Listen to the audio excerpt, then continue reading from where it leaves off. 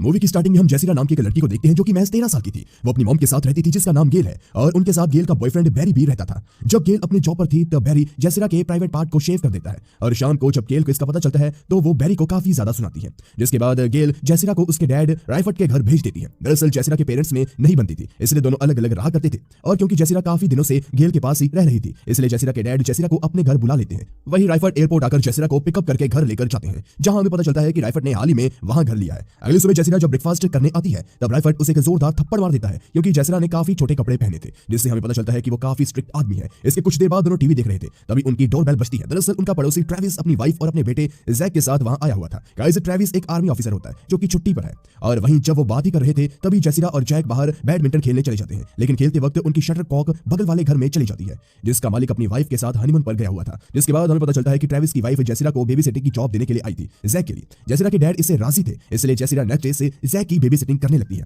लेकिन जैक को जेसिरा पसंद नहीं थी, इसलिए वो एक रूम में बैठकर अपने डैड की एडल्ट मैगजीन से देखने लगता है और जेसिरा जब उसके पास आती है तो वो भी बस मैगजीन में ही खो जाती है। लेकिन कुछ देर बाद वो उस दुनिया से बाहर निकलकर जैक को भी वो सब देखने से मना करती है, लेकिन जैक उसका टॉवल हेड नाम रख देता है।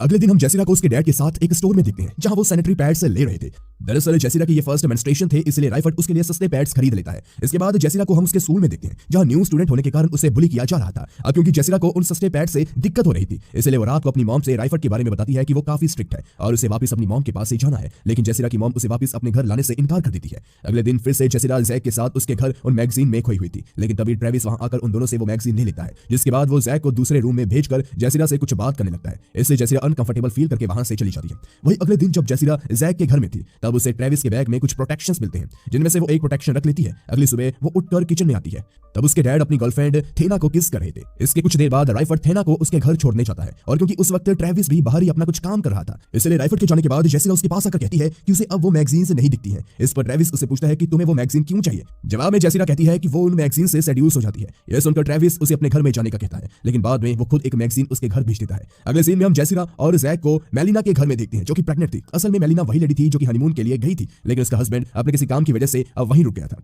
उसके आ जाने के बाद जेसिरा और जैक अपना शटल कॉक लेने के लिए उसके घर में आए हुए थे। अगले दिन हम जेसिरा को उसके स्कूल में देखते हैं जहां बच्चे उसे बुली करते थे, लेकिन रिसेस में थॉमस नाम का लड़का उसके पास आकर कहता है कि तुम्हें उन्हें इस तरह से बुली करने देना नहीं चाहिए। वहीं जब जेसिरा अपनी बेबी सिटिंग की जॉब पे थी तब जैक फिर से उसे टॉवल हेड कहकर पुकारता है, जिसके कारण जेसिरा उसे एक पंच मार देती है और इससे जैक को भी जेसिरा को उसकी जॉब छुड़वाने का मौका मिल गया था क्योंकि उसने अपने डैड ट्रेविस से इस बारे में बता दिया था। और शाम को ट्रेविस गुस्से में जेसिरा के घर आता है राइफर्ड से इस बारे में बात करने के लिए, लेकिन राइफर्ड उस वक्त थेना के घर था, जिसका फायदा उठाकर ट्रेविस जेसिरा को अपने बाहों में दबा लेता है और उसकी जिप खोलकर उसके प्राइवेट पार्ट को अपनी फिंगर से पेनिट्रेट करता है। जेसिरा अभी वर्जिन थी इसलिए उसे ब्लीडिंग होती है और खून देखकर ट्रेविस भी घबरा जाता है, जिसके बाद वो जेसिरा को सॉरी कहकर वहां से चला जाता है। अब क्योंकि जेसिरा के अंदर भी हार्मोनल चेंजेस हो रहे थे इसलिए उसे भी इसमें मजा आया था, जिसके कारण उसने इस बारे में अपने डैडी को कुछ भी नहीं बताया। उसी रात राइफर्ड जब घर में था तब जैक अपनी मॉम के साथ उसके घर आता है और सारी बात जानने के बाद दोनों के पेरेंट्स में अच्छी खासी बहस हो जाती है, जिसके बाद जेसिरा को हम थॉमस के घर डिनर करते हुए देखते हैं। और जब थॉमस के पेरेंट्स सोने के लिए अपने रूम में चले जाते हैं तब थॉमस जेसिरा को सेड्यूस करने लगता है। इससे जेसिरा को कोई प्रॉब्लम नहीं थी और वो भी थॉमस को प्लेजर लेते हुए देखना चाहती थी।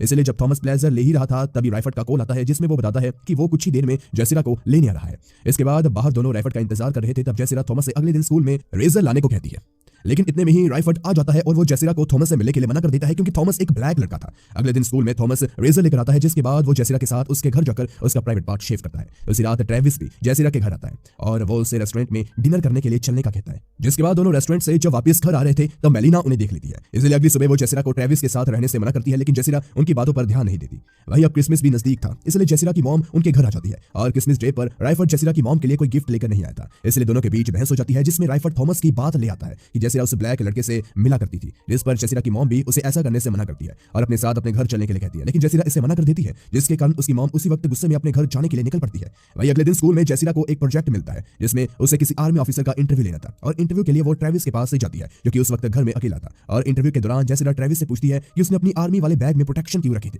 ट्रेविस इसका कोई जवाब दे पाता उससे पहले ही मेलिना वहां आकर जेसिरा को जबरदस्ती वहां से ले जाती है क्योंकि वो नहीं चाहती थी कि जेसिरा के साथ कुछ गलत हो। अब काफी दिन इग्नोर करने के बाद एक दिन स्कूल में जेसिरा खुद थॉमस के पास उसे बात करने जाती है, तब थॉमस उसे कहता है कि उसे जेसिरा के साथ इंटीमेट होना है। इस पर जेसिरा भी मान जाती है और जो प्रोटेक्शन उसने ट्रेविस के बैग से निकाले थे उससे वो थॉमस के घर जाकर उसके साथ इंटीमेट होती है। वही अगली रात जब राइफर्ड घर में नहीं था तब थॉमस से जेसिरा के घर आकर उसके साथ इंटीमेट होता है और जब वो वहां से जा रहा था तब ट्रेविस उसे देख लेता है, जिसके बाद वो भी जेसिरा के घर जाता है और किसी तरह वो जेसिरा को इंटीमेट होने के लिए मना लेता है, जिसके बाद वो भी उसके साथ इंटीमेट होता है। अगली सुबह जब राइफर्ड और जेसिरा गार्डनिंग कर रहे थे तब गिल, जो कि मेलिना का हस्बैंड था, वो दोनों को डिनर के लिए इनवाइट करता है, जिसके लिए राइफर्ड कुछ खास रेस्पॉन्स नहीं देता। अगले सीन में हम जेसिरा को उसके एक फ्रेंड के साथ किसी मॉल में देखते हैं, जहां घूमने के बाद दोनों मॉल के बाहर बैठे हुए थे। तभी राइफर्ड जेसिरा को लेने के लिए वहां आ जाता है। दरअसल राइफर्ड को जेसिरा की वो मैगजीन मिल चुकी थी जो कि ट्रेविस ने जेसिरा को दी थी, इसलिए वो कार में ही जेसिरा को काफी मारता है। और जब दोनों अपने घर पहुंच जाते हैं तब जेसिरा कार का दरवाजा खोलकर सीधा मेलिना के घर चली जाती है और राइफर्ड का गुस्सा देखकर गिल जेसिरा को बचा लेता है, जिसके बाद राइफर्ड गुस्से में अपने घर चला जाता है। वही डिनर के बाद वक्त राइफर्ड फिर से जेसिरा को लेने के लिए आता है, मगर मेलिना उसे नहीं जाने देती। सोते वक्त मेलिना जेसिरा से पूछती है कि वो मैगजीन उसे किसने दी थी, लेकिन जेसिरा इस पर कोई जवाब नहीं देती। वही अगले दिन मेलिना जेसिरा को उसके स्कूल से पिकअप करने जाती है, जहां थॉमस भी उसके साथ मेलिना के घर आ जाता है। इसके कुछ देर बाद जब मेलिना नैप ले रही थी तभी उसे जेसिरा के इंटीमेट होने की आवाज सुनाई देती है, इसलिए वो चेक करने के लिए उसके रूम में जाती है, लेकिन तब तक उन दोनों ने कपड़े पहन लिए थे और मेलिना कुछ पूछ पाती उससे पहले ही गिल घर आ जाता है। अब उसी रात थॉमस और गिल दोनों मिलकर डिनर बना रहे थे। तभी राइफर्ड अपनी गर्लफ्रेंड थीना को लेकर मेलिना के घर डिनर के लिए आ जाता है, क्योंकि पिछली सुबह गिल नहीं उन्हें इनवाइट करा था डिनर के लिए। जिसके बाद गिल उन्हें अंदर बुला लेता है, लेकिन थॉमस को देखते ही राइफर्ड बौखला गया था, पर किसी तरह वो गुस्से को कंट्रोल करता है। दरअसल राइफर्ड डिनर के बहाने जेसिरा को वहां से ले जाने के लिए आया था, लेकिन गिल फिर से राइफर्ड को रोक देता है। इस पर फ्रस्ट्रेट होते ही राइफर्ड कहता है कि उसे जेसिरा का रूम देखना है जहां वो सोती है। गिल इसके लिए मान गया था, इसलिए राइफर्ड उसके रूम में जाता है, लेकिन वहां उसे थॉमस के कपड़े मिलते हैं। इसके बाद वो टॉयलेट में जाता है जहां उसे यूज्ड प्रोटेक्शंस मिलते हैं, और इसे देखने के बाद उसके गुस्से का कोई ठिकाना नहीं रहता, क्योंकि मेलिना पहले से ही प्रेग्नेंट थी, तो गिल उस प्रोटेक्शन को यूज करेगा नहीं, तो बचा अब थॉमस। इसलिए वो थॉमस को मारने के लिए आगे बढ़ता है, मगर गिल इस बार भी उसके बीच आकर उसे रोकता है। जिसके बाद राइफर्ड कहता है कि मेलिना के घर में ही जेसिरा ने अपनी वर्जिनिटी लूज करी, वो भी महज 13 की एज में।